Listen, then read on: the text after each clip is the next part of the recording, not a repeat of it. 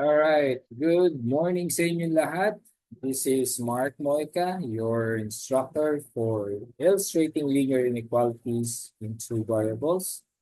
But still, this is a grade 8 mathematics topic. I hope everyone will understand this topic. Actually, naituro ko na to.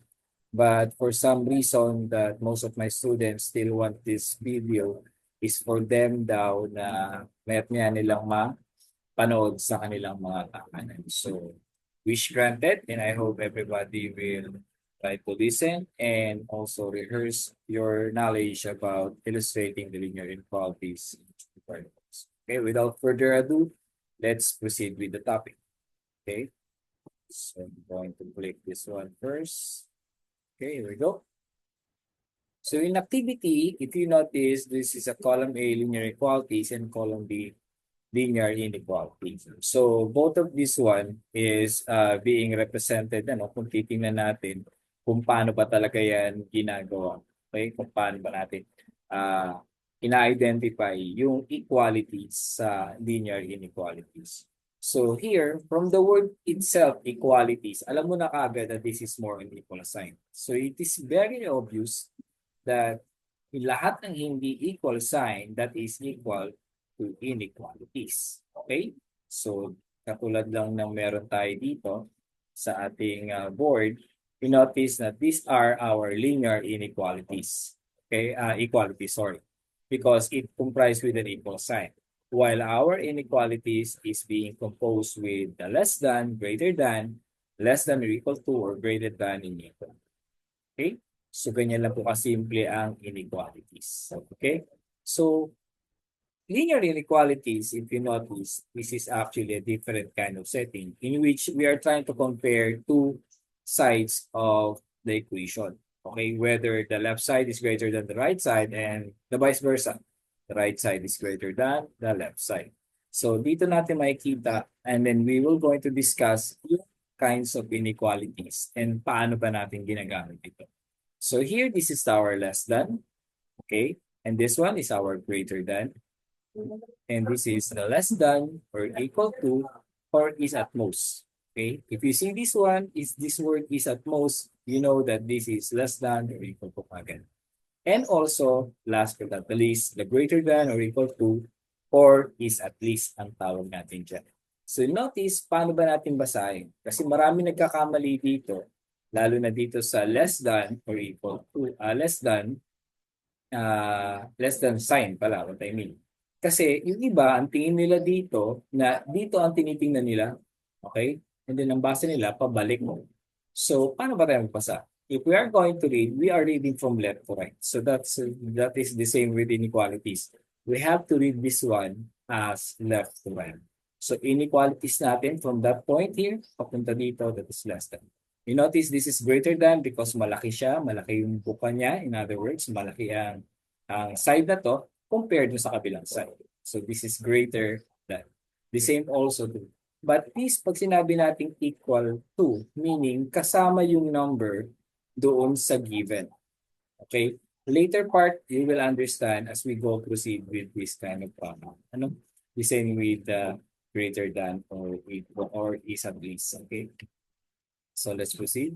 So linear inequalities in two variables actually can be written in one or four forms. So apat na yun. Kanina pinanggit na natin kanina yun. So this is ax plus by is greater than c. And we have ax plus by is less than c.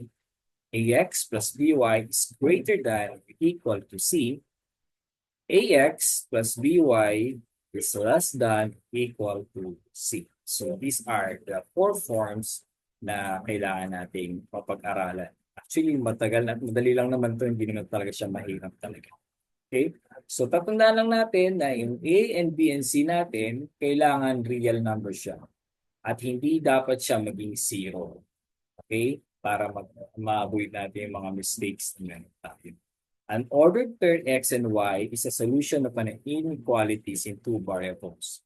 If a true statement results when the variables in the inequalities are replaced by the coordinates of the pairs.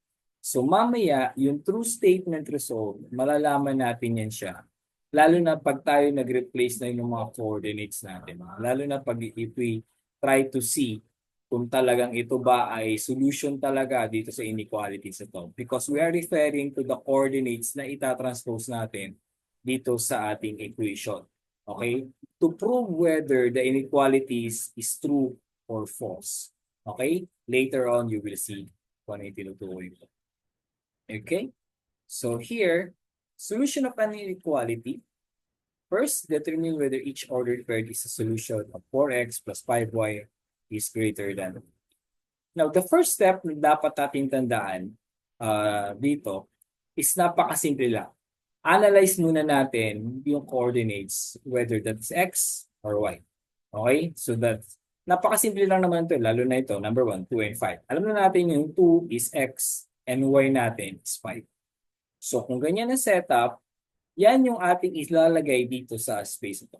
Notice this one, 4 and then space. So yung x natin dito, dapat, alam na natin na x natin is equal to 2. At yung y natin dapat equals to 5. So here, this is 4 multiplied by 2 and 5 times 5. Oh, I hope hindi kayo nawala doon kasi bigla na lang lumabas yan. So 4 times 2 is equal to 8.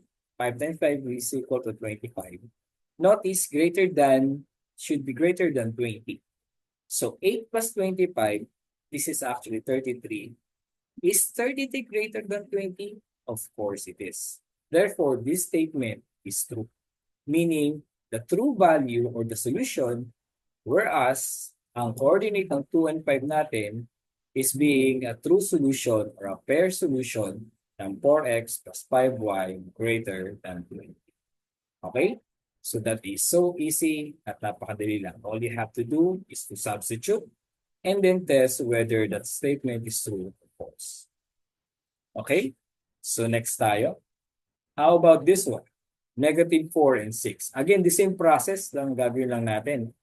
I-analyze lang natin yung problem and then bakanti natin si x and y. We know that the x natin should be negative 4 and y natin should be 6. So here, we have 4 times negative 4 plus 5 multiplied by 6. Is it greater than 20? Let's see. 4 times negative 4, we have negative 16 plus 30. Is it greater than 20? So 14 kasi. Pag 30, minusan natin ng 16, the response is 14. Meaning, the difference of that is 14. So is it 14 greater than 20? So some of you will say yes, some of you will say no, but the correct answer is false, meaning no. Hindi talaga siya solution. Kasi obviously naman na ang 14 is hindi malaki sa 20. Okay? Wala pa ako nakitang ganung konsepto. Maliban lang kung ang 14 natin is being siguro comprised with a negative sign. That's the time that we can conclude that negative 14 what I mean is negative 20 should be in a greater position pagdating dito. Kasi 14 is greater than negative 20, kana pwede yun. Pero itong statement na to is obviously a false statement. Okay? So hindi siya solution, yung negative 4 and 6. Okay? Another. How about this one? Negative 8 and 12. Again, the same pattern, 4x plus 5y. And then, bakante si x and y. Analyze natin si x and y. X should be negative 8 and y is equal to 12. So, meaning for negative 8 is negative 32. 5 times 12 is 60. Is it greater than 20? So, 28 ang sagot natin if we subtract 20 to 30, 60 to 32. So, therefore, we have 28 is greater than 20. Therefore, this is a true statement. Meaning, negative 8 and 12 is the solution of inequalities kasi pumasok siya doon sa true statement. Okay? So, ganyan lang po kadali pagdating dito sa linear inequalities. Now, while the graph of 4x plus 5y is equal to 20 is a straight line, the graph of 4x plus 5y greater than 20 is a half plane. So, what do you mean by half plane? Half plane means dito natin malalaman kung ano yung shaded part. Kaya siya tinawag na half plane because it's not the whole plane na i-shade natin. Okay? Yung kalahati lang ng plane. Kaya nga siya half plane. Okay? Kaya nga tayo we are detecting the true or false statement here is for us to analyze kung saan yung shaded part. Okay? Kung true, yun yung shaded part. Kung false, hindi natin isi-shade yun because that is not considered to be a true statement because it is a false statement.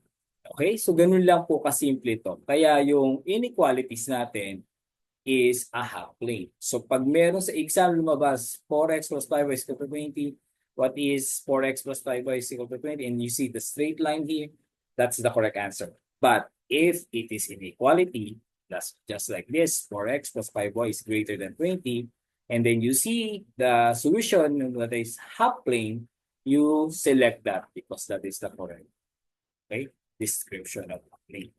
Okay, so paano ba yung half plane? Ito yung half plane na tinutukoy ko. The shaded part here is this part here. Kaya hindi siya buo talaga na plane na naka-shaded. Half lang talaga. Notice, since this is greater than, okay, you notice the line, broken siya. It means that pag sinolve natin ito, the value of x and y is not included pagdating dito sa half plane. Okay? So pag walang equal sign, greater than, then walang equal sign, that is considered to be a problem. Okay? So ganyan lang po kasimple. And I hope you learned something for today's video. And sana, pagdating ng time na babalikan nyo to, kung nalilito kayo sa discussion natin way back in class, well, this lesson vlog is for you in order for you to understand more clearly and madali mo siyang mabalik-balikan. Mas madali nyo maiintindihan ito. So I hope you enjoy guys and hope to see you again next time. Thank you. Just